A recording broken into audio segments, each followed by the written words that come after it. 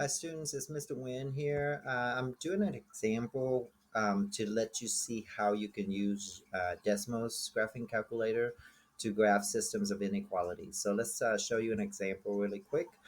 So here's my system. I have y less than 2/3 x minus 2. So I'm going to go there and type that in. Y is less than 2/3 x minus 2. Okay, so that's one line. And let's look at the next one. Oh, this one is less than or equal to. So I got to do less than or equal to. So less than or equal to. Oops, or equal to. And then the next one is y is greater than -2 minus 2. So y is greater than or equal to -2x minus 2. Okay, so there's my second system, second inequality.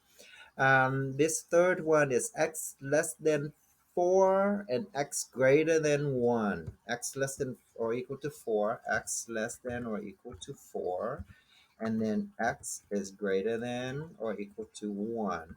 So as you can see, if you move your graph around, you can see the region where all four inequalities overlap, which is right here, right? So this very dark part right here. If you want to, you can go here and change everything to black. And then you can see the, I think, overlapping part a little bit easier because it's going to be the darkest color. Okay, so there it is right there. Now what you can also do, so hit done. What you can also do is go over here and click on the point where the intersection is, right? So 4 comma 0.6 6 repeating, right? So I'm gonna go over here and actually I don't want that point. So I want this point right here, point 4 comma, so 4 comma 0.667, and then I can label that, and it's going to label it right there for me. And then here's another point over here, and notice this the shape is a trapezoid, right? Here's another one. I think that's where it is. It's 1 and then -1.3 repeating. So 1 comma, oops, that's not a 1, 1 comma -1.333, right? So there's the point right there.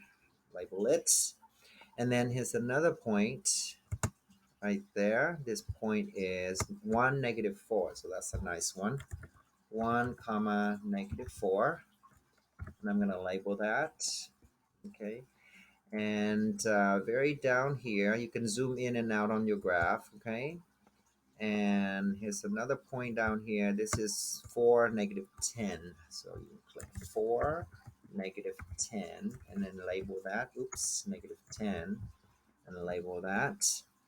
And there is your solution region. Now notice if you're talking about the feasible region, this problem doesn't really apply because if you look at the feasible region, this is the only tiny little part that is in the um,